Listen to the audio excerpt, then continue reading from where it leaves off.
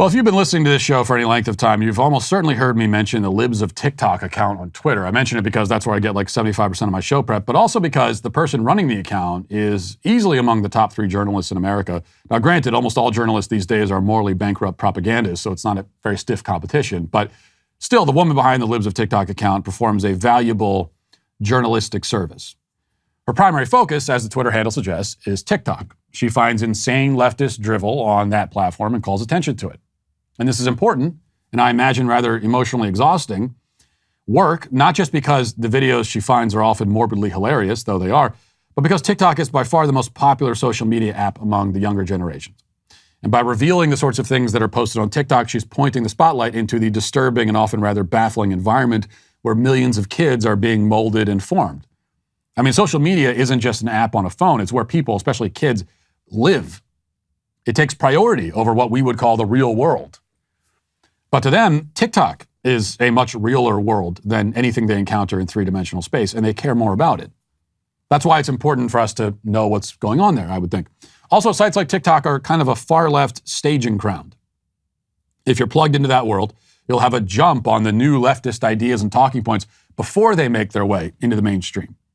And this is an extremely fast process. You'll hear some extravagantly pierced, blue-haired weirdo on TikTok spouting the latest insanity, and a week later, it'll be an official Democrat talking point, as the pipeline from leftist extremism to leftist mainstream is not very long at all. But it can be helpful to get the heads up anyway. So for example, Libs of TikTok posted this yesterday. It's a video from non-binary activist and all-around creep Jeffrey Marsh, giving what will soon become the official answer to the "what is a woman" question. Listen. Here is Madison Cawthorn's definition of a woman. X chromosomes, no tallywhacker. And this gives me a chance to talk about biological essentialism. First of all, it's not true. People have all kinds of chromosomes and all kinds of bodies. Women who've had hysterectomies, people born with certain conditions, but that's almost immaterial. Number 2, it is a system of oppression. Gender is a hierarchy and a system of oppression. And the easier it is to define gender, the easier it is to keep the oppression going. It's dangerous. Now, by the way, people do not have all kinds of chromosomes. Women have XX chromosomes, men have XY chromosomes. That's the setup. Now, the fact that a very small number of people suffer from genetic abnormalities or deformities, which in those specific cases may make the chromosomal situation somewhat more muddled, does not change the fact that in principle, men have XY chromosomes and women have XX chromosomes. There was a case in 2006 of a Chinese baby born with a very rare birth defect that gave him 3 arms. But this medical anomaly does not invalidate the principle that human beings have 2 arms. If somebody asked you, how many arms do human beings have, it would be insane to act like the question is unanswerable just because the one kid in China had 3. Okay. But the real point for Marsh is the second thing he mentioned where, and I think we're going to start hearing this a lot more. And he says the question itself is oppressive, even dangerous, because gender is a system of oppression. But the thing about that is, if gender is a system of oppression, then why aren't we getting rid of it and just going back to talking about sex, male and female? Why isn't he advocating that we see ourselves simply as male and female, and within those categories, people can dress however they want and be as feminine or masculine as they want? Wouldn't that be the way to break down the oppressive gender system? Leftist radicals are the ones who invented it anyway. They came up with the idea that gender is distinct from sex. Why did they invent it if it's oppressive? And why do men insist on being seen as women and women as men if the whole thing is oppressive? None of this makes any sense, of course, but it's where leftist discourse is headed, and it's why these videos are important. Of course, Libs of TikTok has done more than post TikTok videos online, though. She also has, especially in recent months, had a hand in breaking major stories about the grooming and indoctrinating going on in our school system.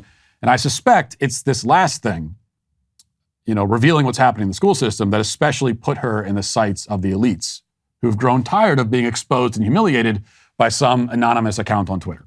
And that's why they've now made sure that the account is no longer anonymous. This morning, the Washington Post ran a major headline story which serves no other purpose than to dox the woman behind the Libs of TikTok account. Headline says, "Meet the woman behind Libs of TikTok, secretly fueling the rights outrage machine. A popular Twitter account has morphed into a social media phenomenon spreading anti-LGBTQ plus sentiment and shaping public discourse.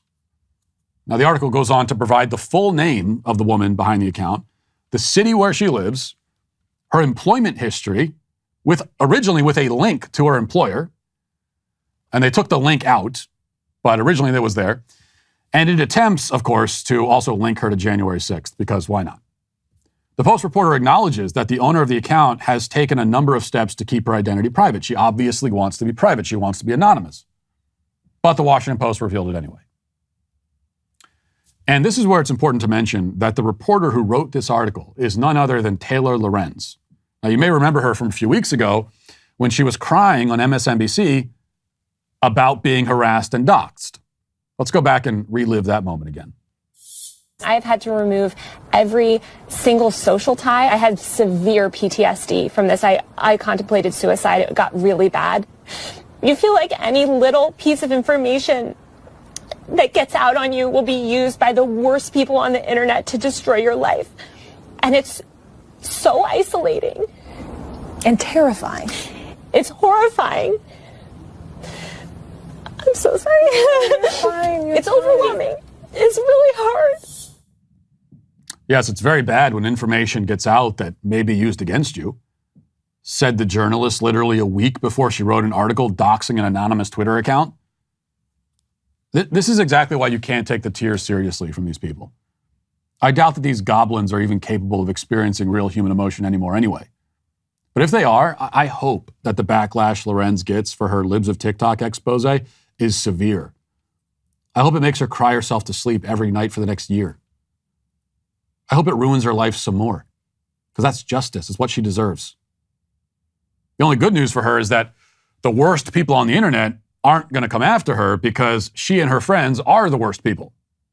So the worst thing that can happen to her is that the second worst people go after her. Maybe that'll be some consolation. I don't know.